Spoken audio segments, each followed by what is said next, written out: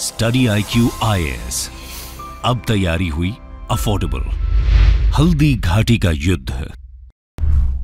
Welcome to study IQ। मेरा नाम है आदेश सिंह। दोस्तों, अपनी नजरें अगर हम इतिहास के पन्नों पर दौड़ाएंगे तो पाएंगे कि भारतीय भूमि ने अब तक कई युद्ध देखे। इनमें से कुछ युद्ध बाहरी आक्रांताओं को खदेड़ने के लिए लड़े गए, कुछ साम्राज्य विस्तार के लिए, तो कुछ मातृभूमि की रक्षा के लिए लड़े गए। लेकिन इनमें से एक युद्ध ऐसा था जो अपनी आन बान शान और अपने आत्मसम्मान को बचाने के लिए लड़ा गया था। इस युद्ध का नाम है हल्दी घाटी का युद्ध, the battle of Haldi Ghati. तो चलिए आपको हम 16वीं सदी में लेकर चलते हैं, जब भारत की सरजमीं पर कई राजाओं और रियासतों का वर्चस्व हुआ करता था। इन्हीं में से मेवाड़ एक प्रमुख रियासत हुआ करती थी। मैप में इसकी पोजीशन की बात करें तो यह राजस्थान के दक्षिण पूर्वी छोर पर स्थित था।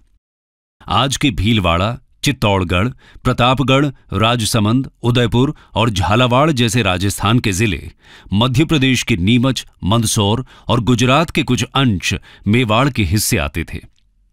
मेवाड़ के बारे में हम इसलिए बता रहे हैं क्योंकि इसी रजवाड़े से उस योद्धा का संबंध था जिसने हल्दी घाटी के युद्ध में वीरता की अपनी एक अनोखी कहानी गढ़ी थी। धरती जागी, आकाश जागा, वो जागा तो मेवाड़ जागा। ये लाइंस उस शख्स को इंगित कर रही हैं जिन्होंने अपनी आन बान शान की रखवाली के लिए अपने प्राण न्यौछावर कर दिए थे, यानी कि महाराणा प्रताप की। दोस्तों, हल्दी घाटी का युद्ध कब, कहां और किन वजहों से लड़ा गया था, इन सभी सवालों के जवाब तलाशने से पहले हम महाराणा प्रताप की एक छोटी सी जीवनी को देख लेते हैं। Early life of Maharana Pratap.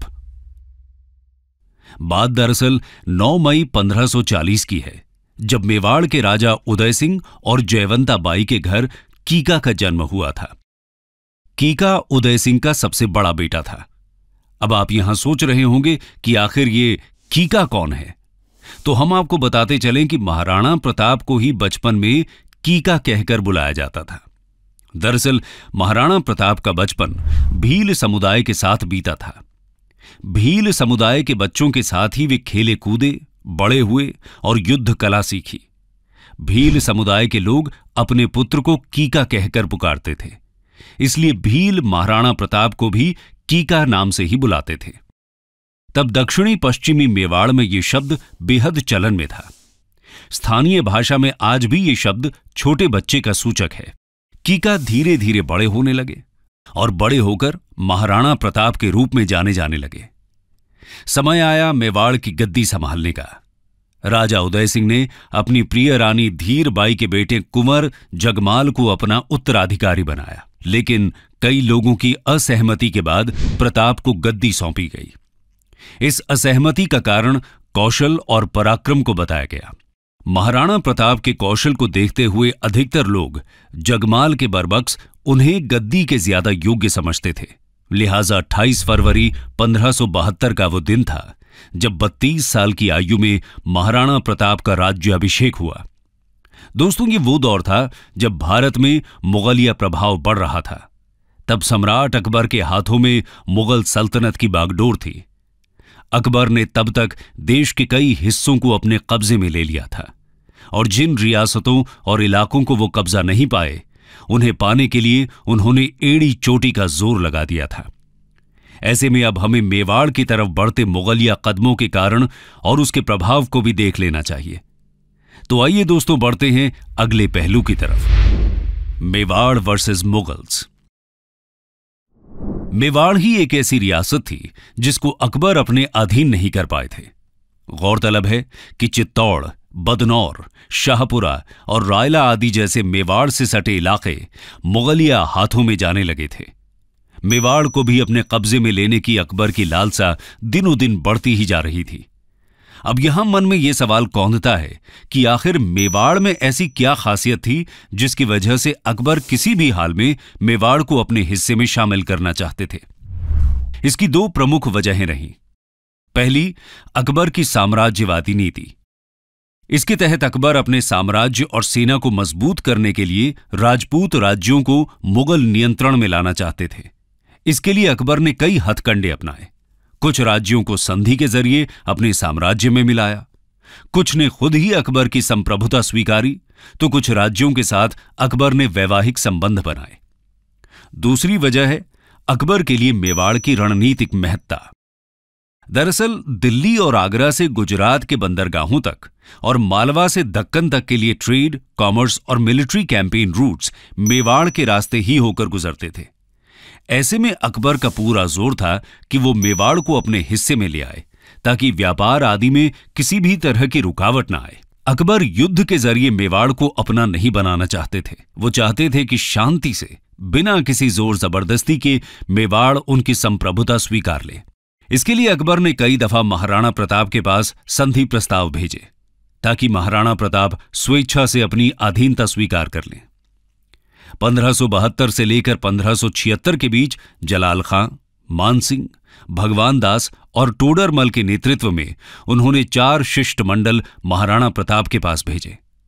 इन शिष्टमंडलों को भेजने के पीछे का अकबर का मकसद समझौतों की आड़ में मेवाड़ को मुगल सल्तनत के अधीन लाना था। लेकिन महाराणा प्रताप को यह सब कहां मंजूर था।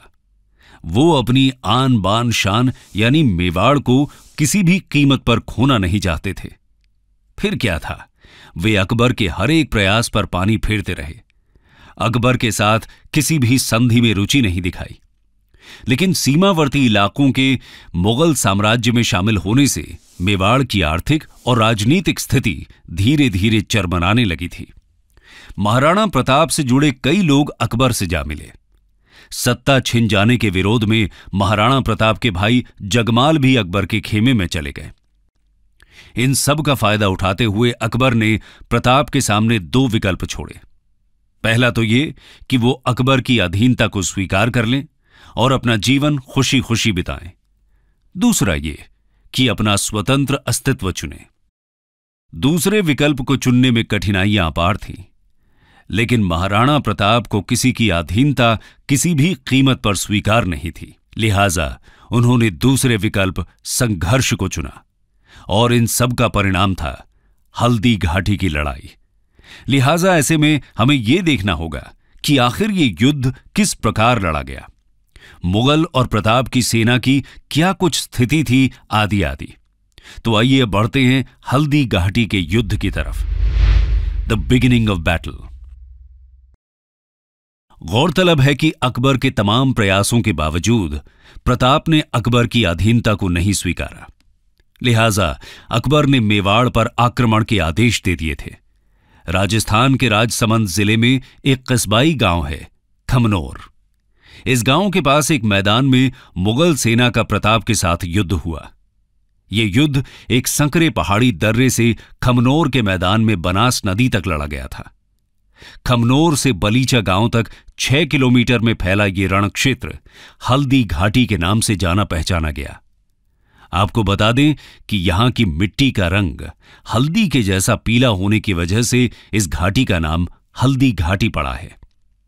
दोस्तों, अब यहां सवाल है कि आखिर इस युद्ध में कौन कौन शामिल हुए थे।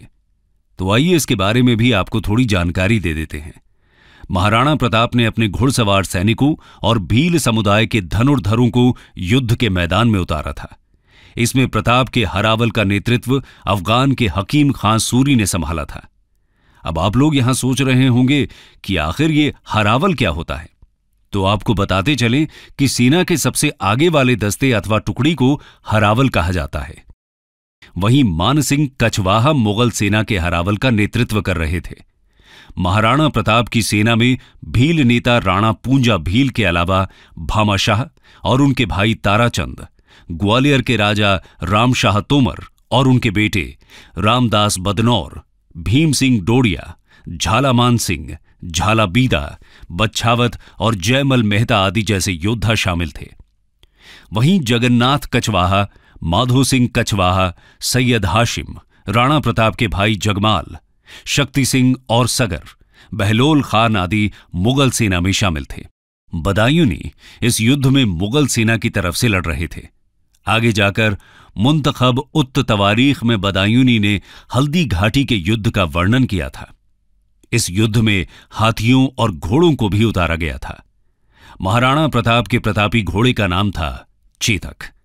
यह वही घोड़ा था जिसने अपने मालिक को बचाने के लिए खुद के प्राण न्यौछावर कर दिए थे। दूसरी तरफ हल्दी घाटी के युद्ध में मानसिंह के हाथी का नाम मर्दाना और अकबर के हाथी का नाम हवाई था। गजमुक्ता, गजराज और रनमदार कुछ अन्य हाथी थे। ये तो रही दोनों सेनाओं की बात। अब बढ़ते हैं युद्ध वाले दिन की तरफ। आखिरकार वो दिन भी आ गया जब दोनों सेनाएं आमने सामने आईं। 18 जून 1576 की सुबह युद्ध का बिगुल बजा था। महाराणा प्रताप के पहले ही वार में काफी जोर था। कई मुगल सैनिक भाग खड़े हुए।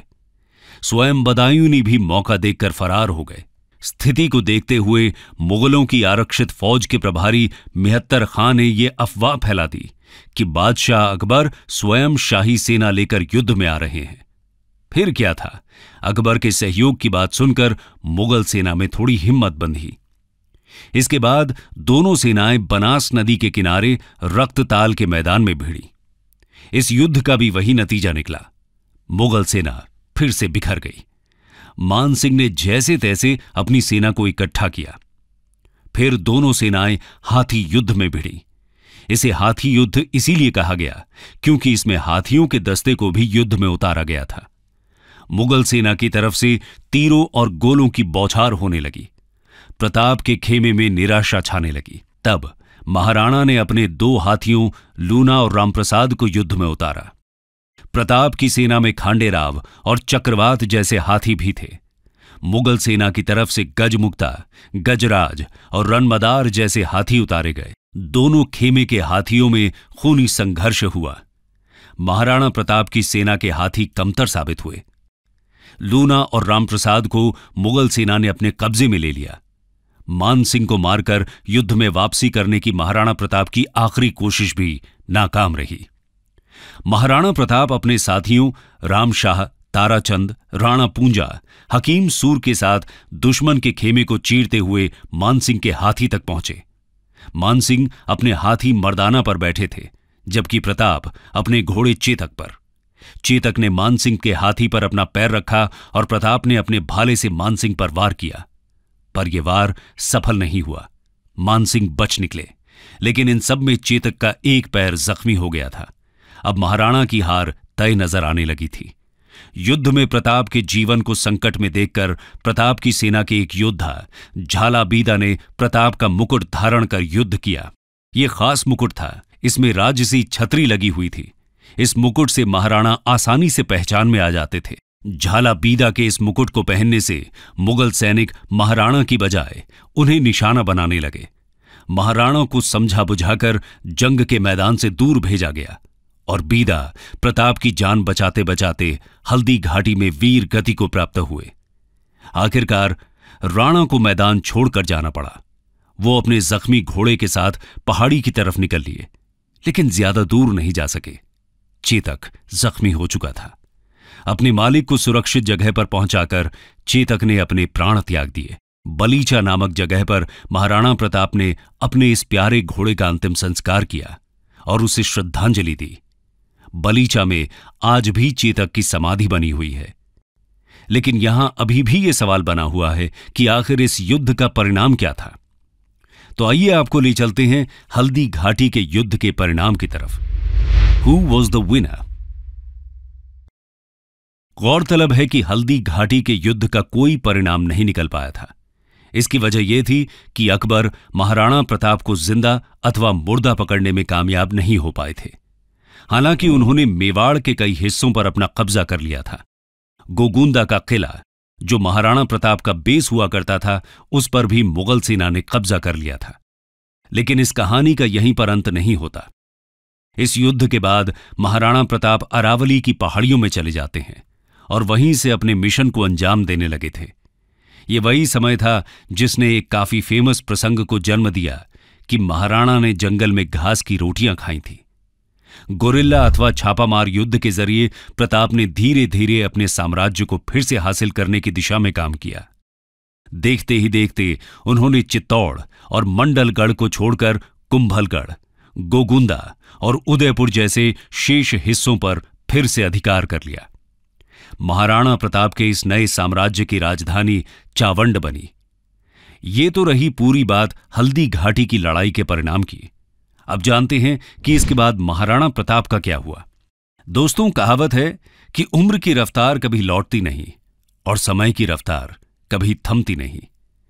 इसमें कोई दो राय नहीं कि इस रफ्तार ने महाराणा प्रताप के जीवन को भी अपनी गिरफ्त में ले लिया था। वो धीरे धीरे अपनी उम्र के अंतिम पड़ाव में पहुंच रहे थे। 19 फरवरी 1597 वो दिन था जब इस वीर योद्धा ने अपनी अंतिम सांसें ली। चावंड के पास ही बांडोली नामक जगह पर उनका अंतिम संस्कार किया गया। कंक्लूजन। दोस्तों, हल्दी घाटी की लड़ाई का बेशक कोई परिणाम न निकला हो, लेकिन इस युद्ध में साहस और बहादुरी का शानदार उदाहरण पेश किया गया था। अपनी मातृभूमि को बचाने और अपनी आन बान शान की रक्षा के लिए यह युद्ध आज भी हिम्मत, बलिदान और निष्ठा की प्रेरणा देता है। और इस प्रेरणा के प्रेरणा स्रोत रहे महाराणा प्रताप। इसी वजह से भारतीय इतिहास में महाराणा प्रताप का नाम बेहद ही अदब के साथ लिया जाता रहा है। वीरता, शौर्य, त्याग, पराक्रम और दृढ़ प्रण के लिए उनका नाम आज भी अमर है। महाराणा प्रताप की वीरता को कई विद्वानों ने अपनी किताबों में जगह दी।